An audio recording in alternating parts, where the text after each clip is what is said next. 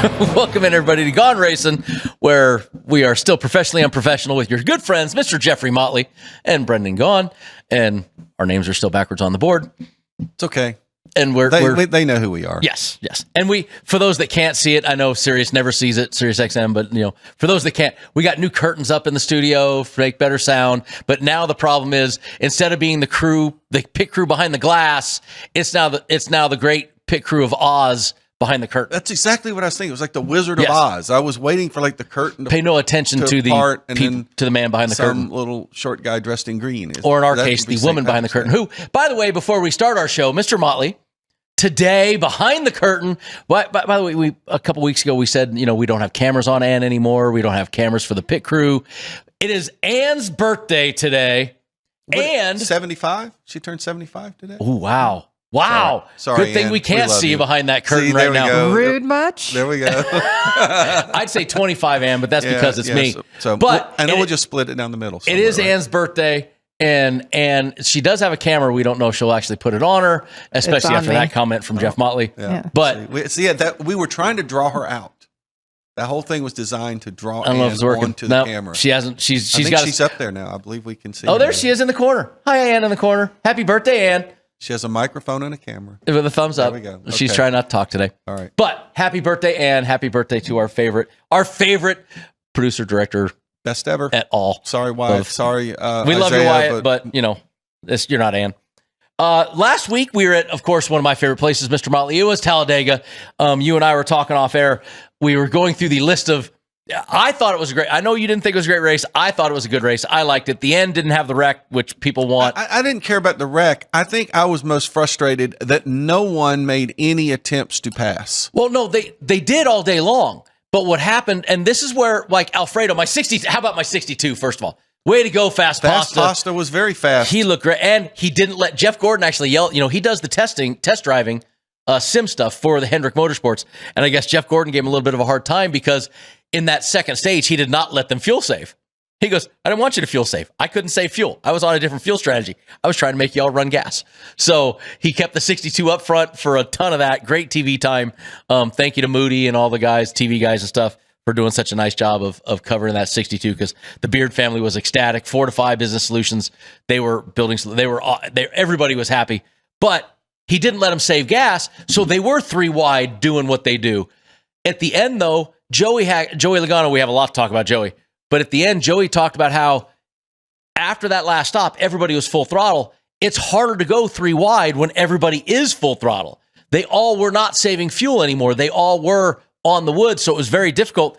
I didn't like that nobody took a chance and make it 3 wide to get there. I think they could have if you had the right guy in the front. And I think maybe part of it is you had 2 Fords leading the 2 lanes, and then the 2 Chevys were behind them. So the Chevys couldn't get behind each other. The Fords weren't behind each other to help each other. So maybe that's part of it. You felt like if you pulled out. According to Chipper Jones and Joey Logano, you didn't want to help them, but that's a. Joey and Austin Cindric, certainly. I'm sure the meeting on Monday was great, and Austin was sitting there polishing the trophy while they were having that meeting, probably. Look, I thought it was. By the way, Chipper Jones, those that don't know, I'm sure we're on Sirius XM NASCAR Radio, I'm sure has talked about this ad nauseum the last couple of days. Wow, impressive coming from left field. Pun intended. Yeah, I think greatest rivalry in NASCAR right now is Chipper Jones and Joey Logano. Yes, it's actually pretty good. But we did get some weird stuff. Austin Cindric, of course, was the winner. And the pit crew and you both had Joey Logano winning some bets. We had to call our Vinny Maiulo and Chris Andrews up in the South Point Sportsbook. Remember, tickets are not official until NASCAR calls it official. And we had 2 disqualifications. Including a guy from the top 3. A guy that would have been a very good number for a top 3 finish. And Joey Logano, who, you had him in a head-to-head versus Ryan Blaney, lap 40. You're thinking, all right, we got a W. I thought he finished dead last. Yeah. You're like, we got this W handled. Not so much. That's why you don't cash the tickets till it's official. But in Ryan Preece, he came home in second at the start-finish line, and he was also disqualified. So he and Joey Logano were disqualified from, I believe, second and fourth. I believe. And talk about the payout thing. We did talk to Vinny. Like you do not get paid. No. Now, you get paid when NASCAR makes it official. NASCAR makes it official a couple hours after the race. Right. When they Monday disqualification does not count. They don't even really do that much anymore. They haven't. They've done it. I think they've done it maybe once or twice. I think they said we're going to leave the racetrack with a winner. They've always said they want to leave the racetrack with a winner. So basically, at the South Point, at any other book, they're going to, even though you went up to that window with a Joey Logano winning ticket or a Ryan Preece top 3 ticket, they're going to hold that until NASCAR puts the official out. About an hour and a half after that race, NASCAR came back and said, Ryan Preece, Joey Logano. So that ticket you had for Joey, you would not have been able to cash. Now, if NASCAR takes a car back to the R&D center, they've given their official results, and NASCAR takes a car back to the R&D center, and they say that, Noah Gragson, who finished 4th, they take that car, went to the R&D center, you had a top 5 ticket for Noah, and they go, oh, he's got an illegal motor. But they are not disqualifying your position now on Monday. They're fining you and taking points away. But your finishing position even in the stands. day that they did the cucumber, or in a day that they would have said, oh, we're taking that because it was such an egregious, we're saying, no, it doesn't matter. A sports betting ticket would have been official after NASCAR put those official results out. Right. So that is why Joey Logano and Ryan Preece tickets did not cash if you went up to that window right after the race. You had to wait for the official. They got taken out. But officially, Austin Cindric was the winner. And Austin Cindric had a good payday. If you remember, he was actually the second favorite behind Ryan Blaney. He was 12-1 to win the race, which double digits everybody was. Everybody was double digits, but by Talladega standards, he didn't have the longest odds. He did not have the longest odds. He was 450 for a top 3. He was plus 110 to be a head-to-head versus Blaney. Somebody had that one. Group A was plus 280, and the Ford bet, somebody had that one, was plus 150. So a good day for Austin Cindric. Really needed that. Great win for the Penske Motorsports Group. Great win for the Cindrics. That was what they needed. The top 10, honestly, the top 10 looks mostly like a normal top 10. But honestly, you have to be surprised by the guy that finished second. Because it's his best finish ever we talked on a about super Kyle speedway. Larson and how much he despises these racetracks. Kyle Larson, with a little assistance, ends up coming home second. A top 3 bet for him was plus 400. William Byron, his Hendrick teammate, who was one of the best here that we talked about, was plus 350. Noah Gragson, good solid top. You said Noah had a great tweet. Passed 2 cars on the plane ride home. That's right. He went from 6th to 4th. But, that's back-to-back top 4 finishes at Talladega for Noah. I mean, I think he has really established a reputation as a guy who... When he drove our car, he finished top 5. It was solid. And when he was in Xfinity Series and in the truck series, he ran really well on these type tracks, too. So Noah, Chase Elliott, Carson Hocevar, 6th, Alex Bowman, Bubba Wallace, Daniel Suarez, and Austin Dillon with a much-needed top 10 there. Some names. Look, all 4 Hendrick cars are there. No surprise. Not noticeably absent. One Toyota with the Bubba Wallace car way down there. Now, but we also need to point out. I knew you wanted to point this out. That's why I bobbed it up for you. I point this out because I picked Toyota to win in my picks.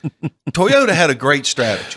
Yes, they did. And Ross Chastain really foiled that strategy. Well, hold on. So, did Ross Chastain foil it, or Ross Chastain do what Ross Chastain needed to do for Trackhouse Motorsports and his team? As a bettor, I'm upset with Ross Chastain. As if I'm a race car driver, I completely get look, Ross Chastain, guess what? I think he finished in front of almost all those Toyotas. I think Bubba might be one of the only ones that finished ahead of him, because I think at least he was running ahead of him. He was 20th, ahead of Denny Hamlin, ahead of Riley Herbst. And there was a lot of them that were lined up there. So you look at what he did, and if you're a Toyota person, you're frustrated by it. But look, he's out there. He's doing the job for himself. He's not out there trying to help Toyota win. Nope. That's not his job. So I don't blame him for what he did. It's just disappointing because I'm thinking, man, these Toyotas have got a plan. They are lined up, and they're just going to go zipping by everybody. And didn't just it by that much. Yep. Actually, what was really cool about this race, I just did the math here. We could tell you the number of people is less that didn't lead a lap than did lead a lap. Which happens frequently at Talladega and Daytona. I mean, part of that's having your nose in front of a guy. Well, no, that's official lead changes at the line. I know, not just lead changes. So that's pretty bad to the bone right there. And we had multiple green flag pit stops during the race, and when you have multiple green flag pit stops, you're going to have a lot of different leaders at the line. And there's one other thing about Talladega too. Sometimes you can come in for that pit stop and you can be the leader, and you can still be leading at the line because of where the start-finish line is. At Talladega, the start-finish line is down by turn 1. So if you're pitting, you're giving up the lead. No, and an homage to our former friend Wyatt, who texted us during the race. His Brad Keselowski absolutely booted it during that first run. That was terrible. And that couldn't believe more people didn't get in, honestly. Yeah, I think Kyle Busch got a little bit of that. Ryan Blaney ended Ryan Blaney's day. Kyle Busch came back from that fairly well, and just didn't get. But it was the end of the day for Ryan Blaney, and it was definitely the end of the day for Ryan Blaney. It's amazing. This race should be called the Jack's Link 500. It should have been the Twitter 500, because also one of the great tweets was from Ryan Blaney. I don't know if you saw that, but Dale Earnhardt Jr. was not able to watch the race. He was on an airplane. Okay. And so Dale Jr. sent out a tweet. He goes, "Can't watch the race. Is it any good?" And Ryan Blaney tweeted right back. He says, "I didn't have any fun." And he's still, because he was already out of the race. Junior's looking at the text going, "Why is Ryan Blaney replying 45? to my tweet?" Exactly. They're on lap 45. Blaney's tweeting. So between Blaney and Chipper Jones, Noah, and I guess the radio rant from Joey, most of the excitement was done with a keyboard or with a microphone and not on the racetrack. Well, as the points go, that did shake up the points a little bit, because now Austin Cindric, who was outside, got his way back in. He is now locked in with that one win. We've got 5 winners so far. There's 6 winners so far this year.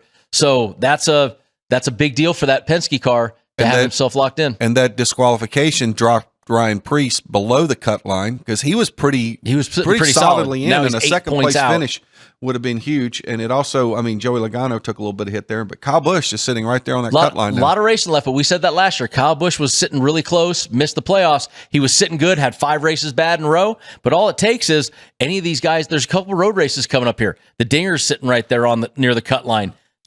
There's another super speedway race, of course, Daytona, for the end of the deal. We're getting ready to run 3 straight mile-and-a-half tracks here with Texas and Kansas and Charlotte. So, well, and let's talk about that real quick. We can do it before we go to break. Wurth 400 at Texas this weekend, Advent Health Kansas the weekend after, then the break, the Coke 600, Cracker Barrel 400 Nashville, and then Michigan. So a lot of normal type of racetracks coming up right here.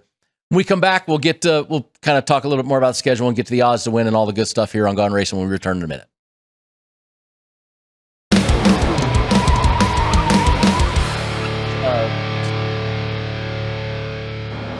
Welcome back in, everybody. Gone Racin', Brennan Gaughan, Jeff Motley. That was a heck of a first segment there. A lot of stuff to talk about. Didn't even get to half the fun stuff. I was going to say, a lot to talk about. There was a lot of fun stuff still. Fun stuff. Yeah, it was like I said, the race wasn't that exciting, but I thought it was. But everything else this made is it what exciting. Gets me, though. After doing that, I actually was watching the race with a bunch of friends, and I said, y'all have no clue how they're sitting there doing the 3x3, 2x2. I go, y'all, it looks so easy. You have no clue how mentally stressful that is right there, doing what they're doing. But it looks so easy. It's like, oh, look. So no, that I can appreciate. But Jeff Burton, I think Jeff Burton gets credit for this. I think he had a great line one time when he said, when the fans love something, the drivers hate it. When the drivers love things, the fans hate it. And the drivers don't buy tickets. I believe that theory, but I'm telling you, it's just so you have no clue how difficult that is. No, I understand that part, but you keep in mind, you also have a product that's on television. Oh yeah, and the people who, all I'm saying is, I just wanted somebody to try to pass somebody. If it doesn't look good, it doesn't look good. I get it. Just try to pass. Anyway, so we were talking about though the next couple races, and it's kind of important. This next couple races here, Jeff. Texas is a mile and a half. Kansas is a different mile and a half. All-Star break, doesn't count. Charlotte Motor Speedway, back to a Texas-style mile and a half. Then we get to Nashville, which is a mile and a third, but a concrete mile and a third. And then Michigan, which is a 2 mile. So this would be more of a traditional NASCAR. A lot of D-shaped Actually, D-shaped. Yeah, but 2 of them are double dog legs. True. So that's technically not the D shape. That's the D shape is the traditional Vegas. It's like a block D or something. Vegas, Kansas are the D. Yeah. The double dog leg is the Texas, Charlotte. Right. But we're back to what now is, during my era, so engineering heavy. So to me, I'm going to go back and say, okay, now it's when what matters is the teams that have the dollar figure. This is when the Gibbs cars, the Hendrick cars, the Penske cars. Oh, wait, they're the teams that are already doing it. But, the guy that's going to be interesting to watch over this next stretch here is the guy who was the hot guy at the very beginning of the season is Christopher Bell. Because what we found, now he was great at Atlanta. Yes. With that different situation right now. But what we saw at some of the like at Vegas, for example, Christopher Bell was not strong on those typical intermediate ovals. Looked I'm going to say looked terrible at Vegas. So I think it's going to be very interesting to see, if he can kind of get that figured out, because if he wants to win this championship, by the time he gets to the playoffs, he needs to figure this mile and a half program out. This is going to be a telling stretch as to where Christopher Bell goes after from here, because this will be the stretch that we got to see if Christopher Bell has something for it. Well, let's get into the odds to win the race, because we've talked so much about everything else. Right now, the odds-on favorite, which no surprise here, Kyle Larson is your favorite plus 500. Professionally unprofessional. Yeah, William Byron 700, Ryan Blaney, Tyler Reddick, Denny Hamlin, Christopher Bell, all at 800. And how about this drop after that?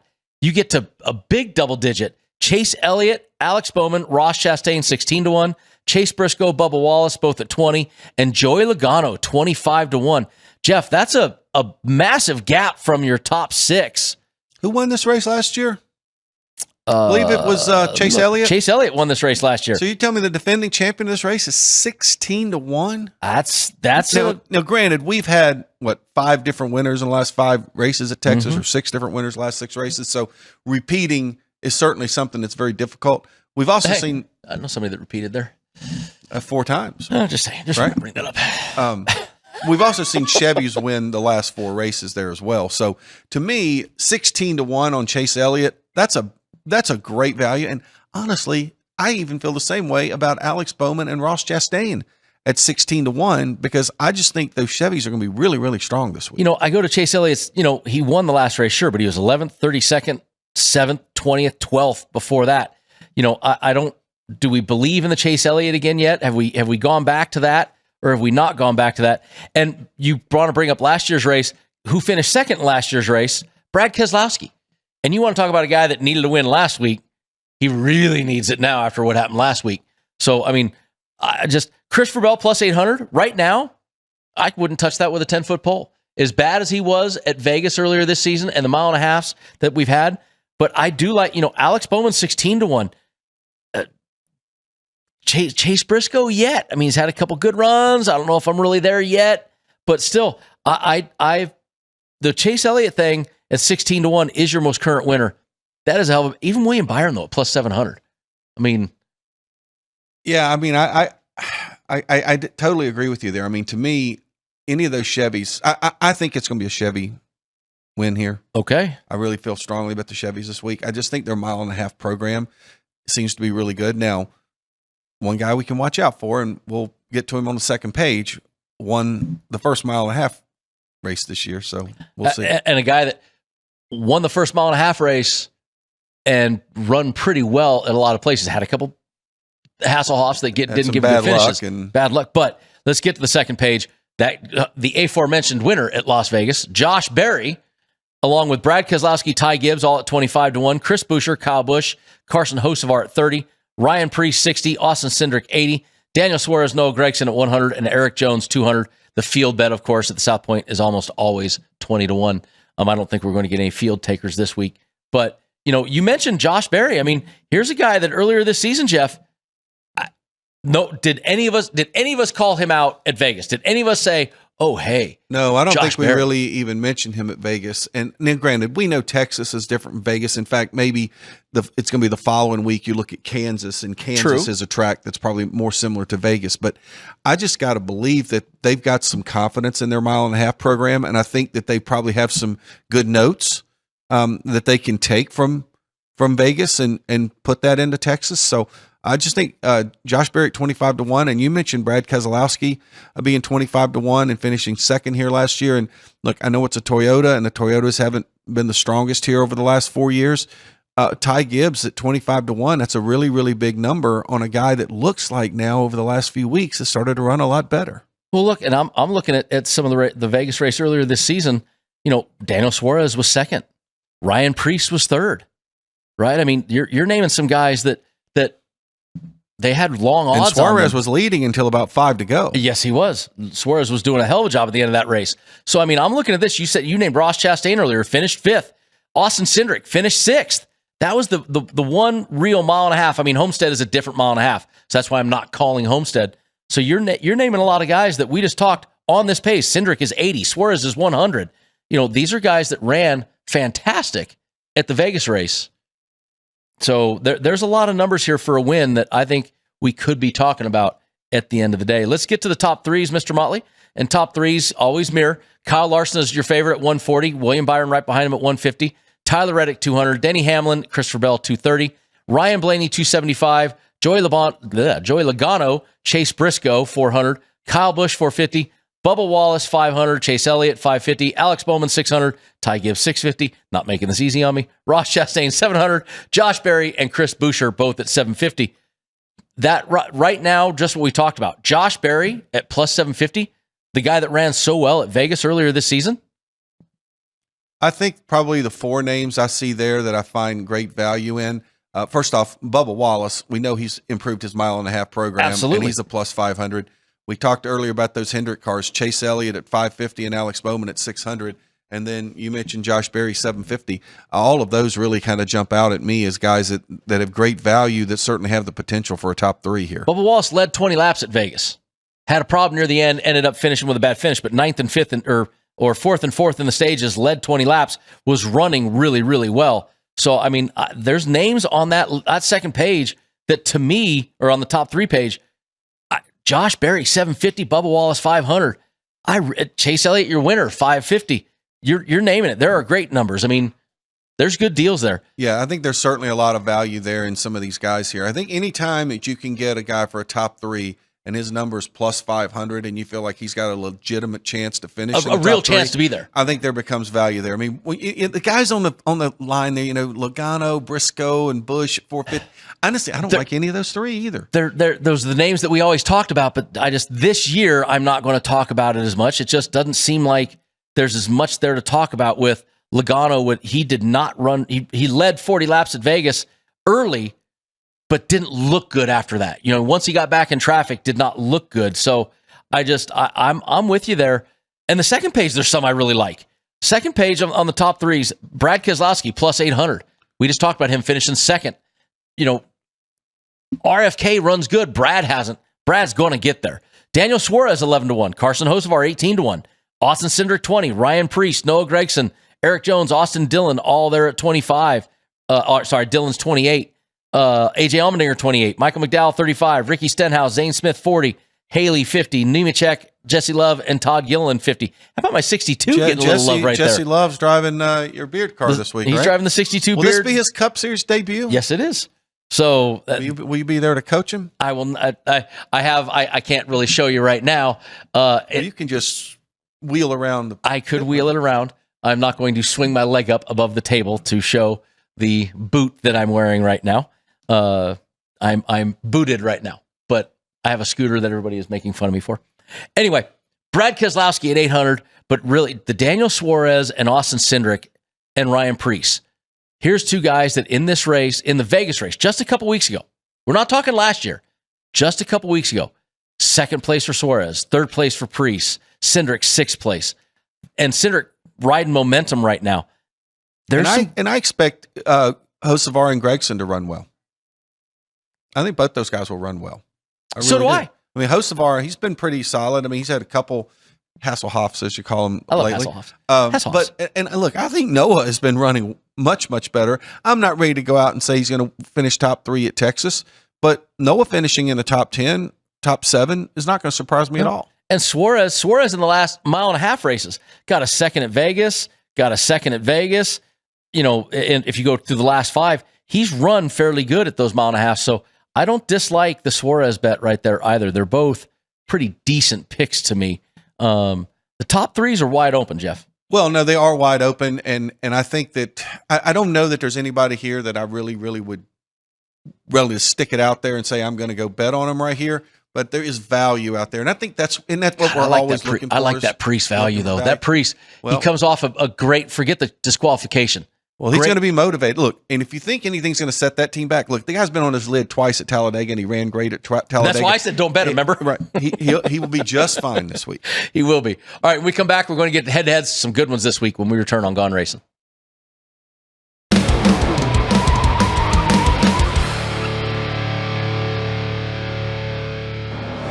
Welcome back into Gone Racin'.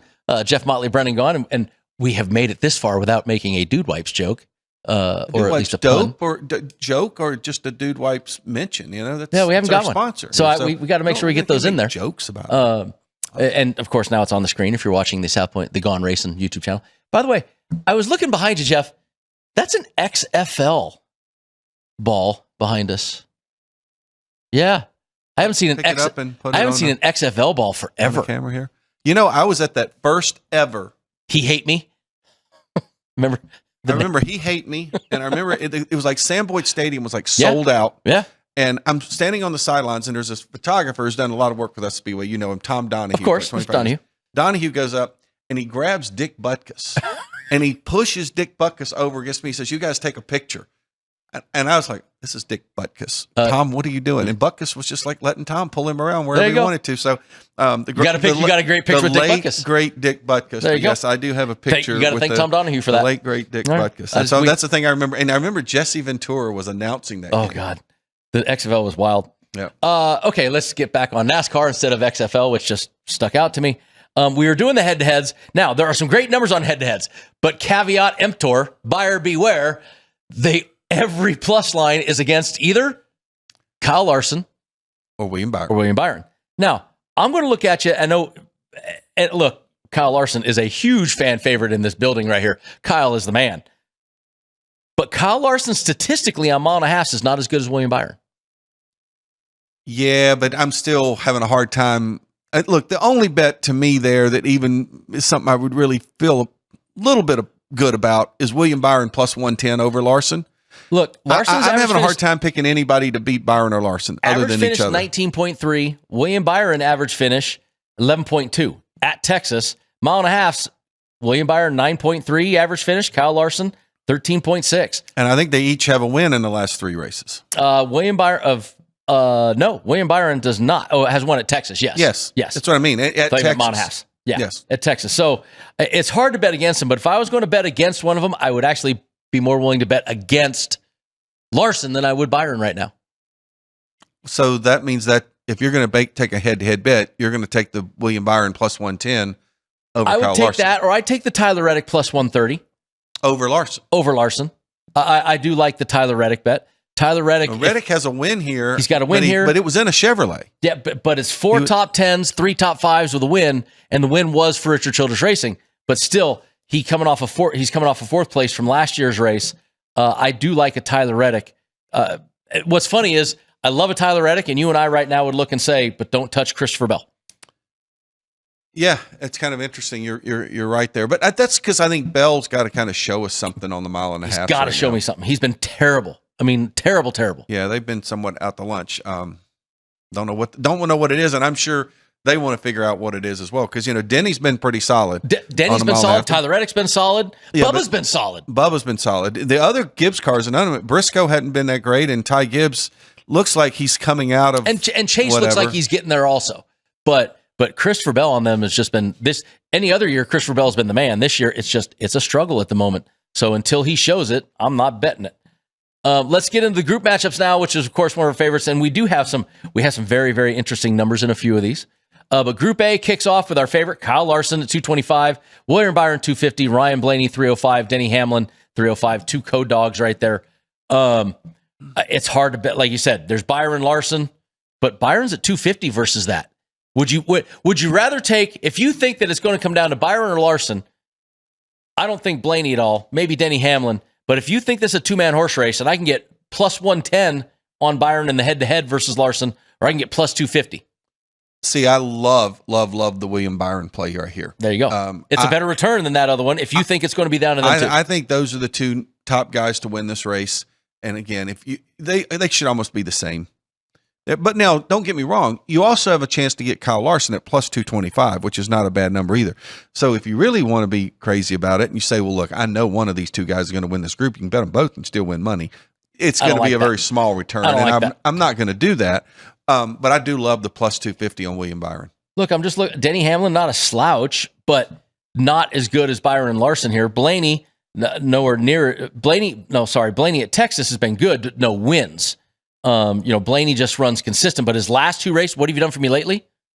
33rd and 28th at Texas. Well, when I see 33rd and 28th, I'd have to go back, but I have a feeling it's not just because they ran slow. One was a crash. That's I don't know what my guess is. Last year's for Blaney to finish 33rd and 28th, he has to have a problem. So one's a crash. He may have been in an incident that damaged his car. Or Fifth, third in stages, finished led 17 laps. He was in something I don't remember.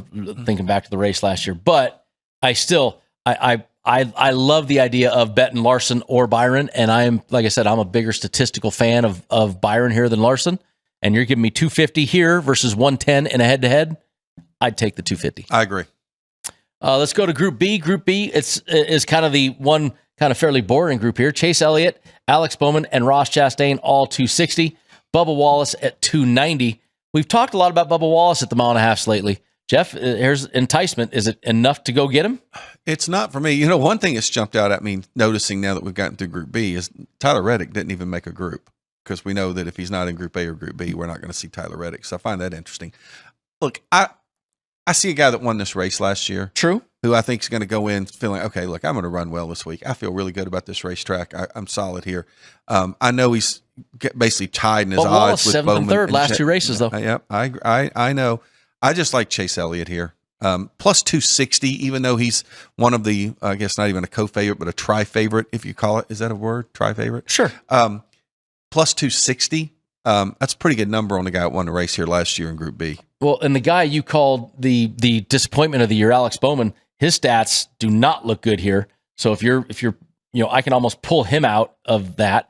Ross Chastain, it's what Ross Chastain are you going to get, right? Mm-hmm. Ross Chastain, when he shows up, he's great. When he doesn't show up, you don't even mention him. He's only got one top 5 here though in 8 races. Average finish 23. So I'm with you. I either like the Chase Elliott or the Bubba Wallace. I can nail it down to 2. And look, I'm going to put a little love probably on Bubba Wallace here. 290, good return. And I think that's fair. I think just for me, knowing the fact that Chevy's won the last 4 races at Texas, it seems to be a track that suits the Chevys. And I agree with you. I think it comes down to Chase Elliott and Bubba Wallace. Yes, Bubba's got a little better odds. I'm going to take the Chevy over the Toyota here. Okay. But I think we both agree it's top or tail on this one, Chase or Bubba. I don't like the middle two at all. Group C, Chase Briscoe, your favorite at 235, Josh Berry at 280, Brad Keselowski 280, Ty Gibbs 280. Well, we have a very small subset of mile and a halves this year to choose from. And you're giving me 280 on the guy that won the Vegas race? Love him. I love Josh Berry here. I've been bragging about Brad Keselowski, don't get me wrong. And I think Brad could do it. I mean, Josh Berry's the guy right now that you look up there and you say he's proven it already this year. Yes. So I like Josh Berry a lot. I mean, the only thing that kind of worries me about Josh Berry is he had that great race in Vegas, and he's had some other good runs that have not ended in good finishes. But he hasn't been much of a closer the rest of the year. Because if you really look at his points total, closing is tough. He would not be in the top 20 yes. in points right now, I don't believe, based on the points he's earned. That's the only thing that scares me a little bit. But look, you give me the last mile and a half winner at a plus 280 in this group with, Brad had a good run here last year. Ty Gibbs has never won a Cup Series race. What's Briscoe got? A couple wins, 2-3 wins maybe in his career. I like Josh Berry. I really like Josh Berry in this one. That to me is sticking out just off of what your favorite statement. What have you done for me lately? Ty Gibbs has been getting better. Bristol was a good race for him. We called it, but Bristol is nowhere near like this racetrack. Group D, huge favorite, Joey Logano, plus 195. Chris Buescher and Kyle Busch, 275. Carson Hocevar, 365. If Hocevar could learn how to finish, Jeff. Yeah. I know the number's only plus 195, but that's still, it's about cashing tickets. But he finished 10th last year in his first year with those guys at Texas. Hocevar? Yeah. Yeah. I'm looking at Joey Logano here, though. I'm telling you, they're going to figure themselves out. And you know how Joey Logano is. I mean, he sleepwalks through the first half of the season. We're now starting to get later in the season. He starts getting better. I mean, he's just He's just one of those guys. As the season goes on, they start figuring it out. They start hitting on things. I think they look at this whole stretch of races coming up, these next 5-6 races on the schedule coming up, and I think Logano's like, okay, it's time to strike. And I think Logano will have a very strong run this week.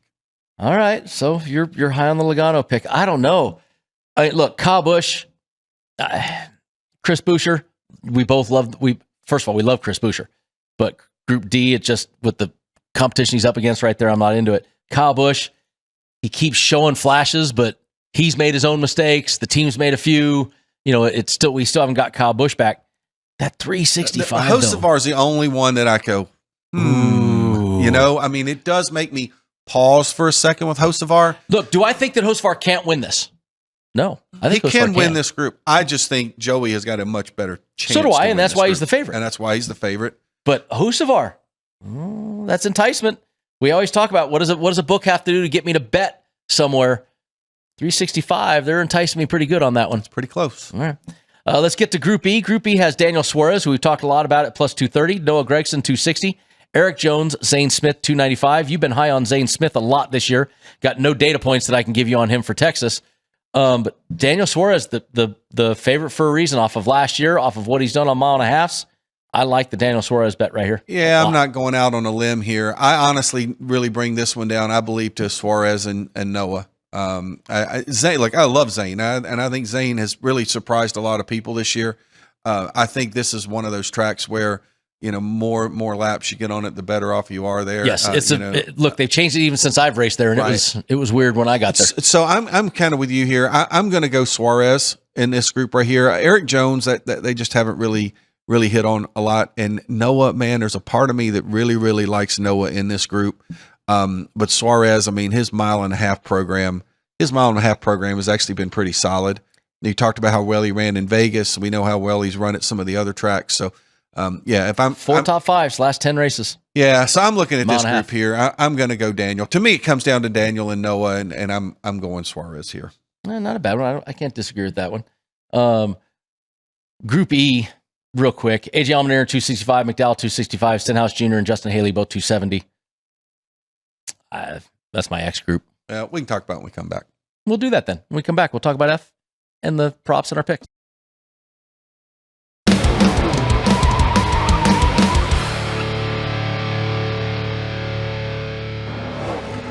Welcome back in. Gone Racin'. Last segment here, Jeff, where we wrap up all our stuff and give you our picks. We were talking about Group F. We said it was Dinger, McDowell, 265, Stenhouse Jr., Justin Haley, 270s. The experience is Ricky Stenhouse right there, but there's a lot of experience in that group. McDowell and AJ. I mean, usually I think you can look to Group F and you can find some value somewhere. You can steal some money. All those years we used to have Chris Buescher down in Group F, and how many times we picked Chris Buescher and he won in Group F. How many times have I been able to go and find Todd Gilliland in Group F? Zane Smith, you've picked a couple times. We got no Todd Gilliland in a group this week. We got no Tyler Reddick in a group this week. Very, very bummed about that. This is my throw up the X pick this week. I'm not touching this one. And I was looking at averages. They're all everywhere between 20 and 23 average finish. They're all pretty equal across the board. Nobody has done anything in this group for me to say, ooh, I like, Colleague Racing on the board, probably the best team. But Haley's having to adjust to a new crew chief now with right. Rodney Childers being out over there. Stenhouse, usually mile and a half usually are not his forte. So that's my X. We got our X group. All right, let's get to our manufacturer props. Our manufacturer picks right now are Chevy at plus 125, Toyota 150, and the Fords at 300. Really, the Fords at 300 is a little bit of enticement. I don't feel that Fords are that bad. Well, I think certainly, you figure if Ryan Blaney were to come out and win the race, nobody's going to be surprised. Be shocked. Cindric, Logano should run fairly well. We expect pretty good runs out of Buescher and Keselowski and Paris. Listen, your last mile and a half winner, or the only D-shaped mile and a half was Josh Berry. Yeah, plus 300 is a good number, and they don't have to worry about being lined up in a train and a competing manufacturer breaking up their train this week, like we saw last week with the Toyotas. It's there. It's hard I tell you what I don't really like is the number on Toyota, because to me, the Chevys to me are much heavy. Should be a much heavier favorite Toyota right here. And Chevy's only plus 125 and Toyota's 150. So probably not going to touch the manufacturer pick this week because I just don't think there's much return on your investment. The 150 though is still better than 125, and they got some decent guys for it. I don't disagree. I just think, and look, I've been saying all along since we started the show this week, I think Chevy's going to win. 125, I'd almost take a 125 before I take the head-to-head 110 Kyle Larson versus William Byron. You might as well take William Byron and Kyle Larson both to win Group A. And you end up with it's not much difference. Very good point. All right, so let's get to our that's all of those picks. Let's talk about championship odds, by the way. Austin Cindric wins that race and did not see a major bump up. I mean, here's a guy who's locked into the playoffs, and he's 75 to 1. Still. And there's Josh Berry. These are from the South Point. Josh Berry, who's locked in, who's only 30 to 1. And I would say Cindric's running a little better than Berry has this year. He's certainly got more points than Berry does this year. So, you look at this, and this is where we talk about, guys, the future bets, hedging, that sort of thing. So Austin Cindric's numbers are going to drop dramatically.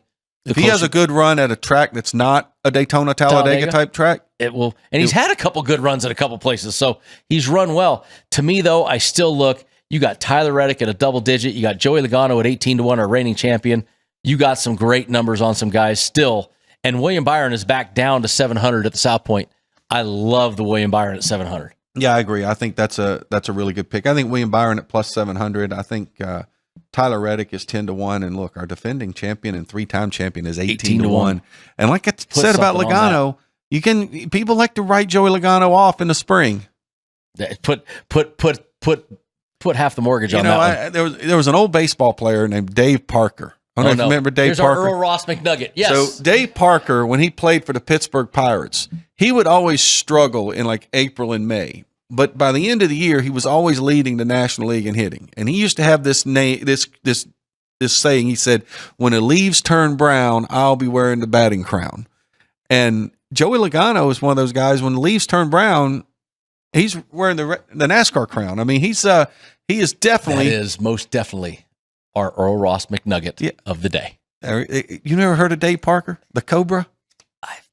Mr. October. No. Let me tell you. Dave Parker for the Pittsburgh Pirates, best arm. Chipper Jones, please Chipper, dial in. Chipper, for us. weigh in. Yeah, and, Chipper, if you're listening, please weigh in. And I'm a nice guy. I like, don't need to be yelling at me or Joey or I'm friends. I'm good.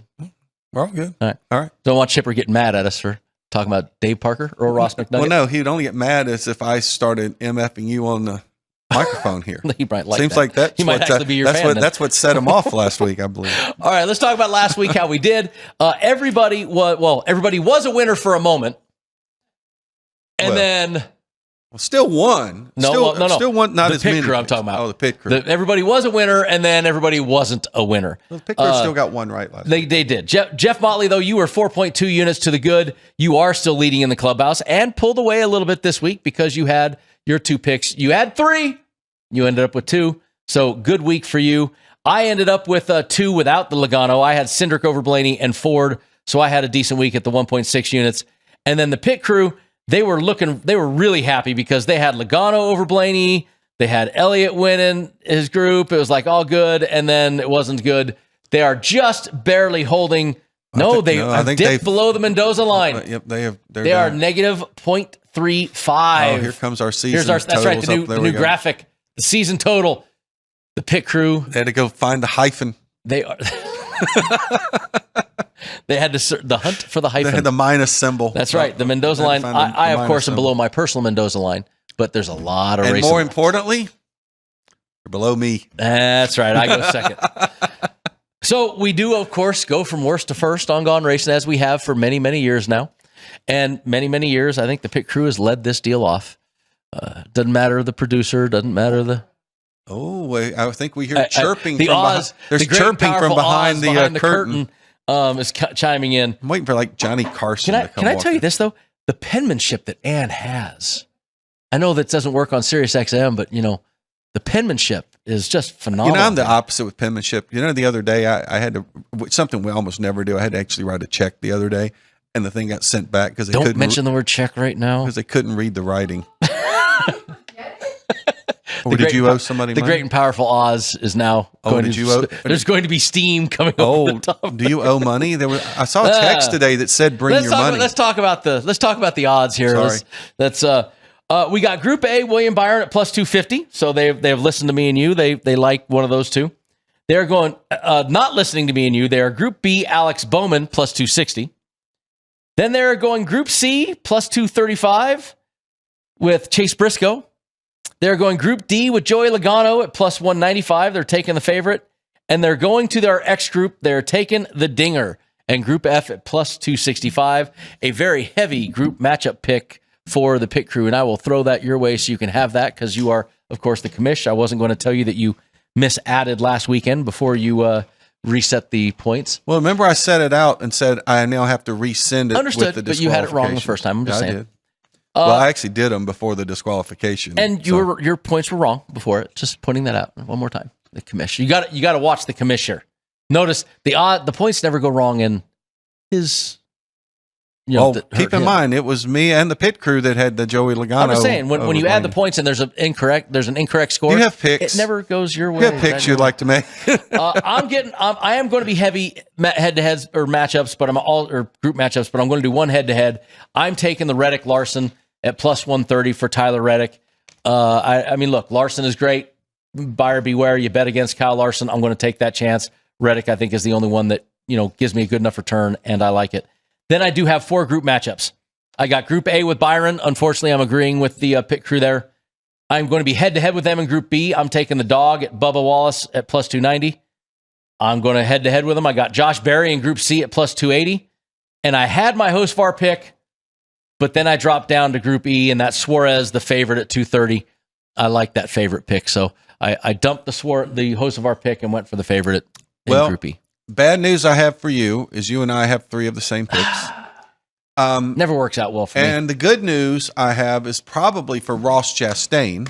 Okay. Because in Group B, we have everybody but Ross. We're going to have everybody but Ross. And I believe the last time we did that, the person that nobody picked actually won the group. It did happen.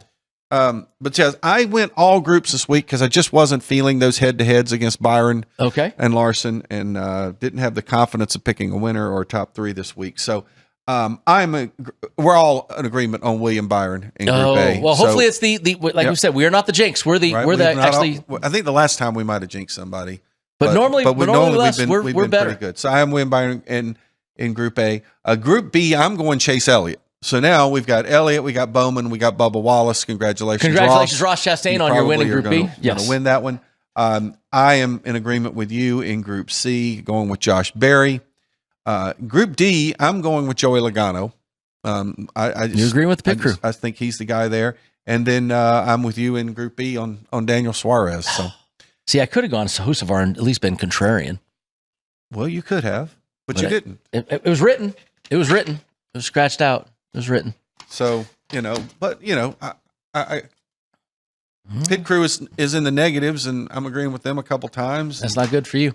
Could be. You could be right, but I'm also agreeing with you 3 times. Which normally is good for you because I'm normally the leader in the clubhouse. So you haven't been the leader in the clubhouse this season in the Trump administration. Wow. He actually is not lying about that. This is a bad thing. Well, Mr. Motley, that's another great show. I want to say good luck to my Mighty Beard Oil 62, Darren Shaw and the boys, Jesse Love, his Cup debut. So good luck to the boys there, and hopefully they have a good run. It's a little different for us. This is different style racing, so RCR giving us a little bit more help. But you guys have done one of these mile and a half. We did Michigan a couple years ago with Austin Hill. Maybe? Okay. So we've done them a couple times, but rarely do we dip our toe unless we're asked. We were asked. So good luck to Jesse. Good luck to them and all the guys down there. And yes, I will do this. I am to the Beards. If you're listening on radio, Brendan has a gigantic. Is that a cast? What do you call that thing? It's just a boot. It's a boot. Oh yeah, one of those boots, and he's got one of those little scooters that he puts his knee on and he zips around. And listen, I'm still tougher than everybody. I got a partially torn Achilles, and I was walking on it and doing everything on it. Mm-hmm. And then now you're parking in the handicap spots.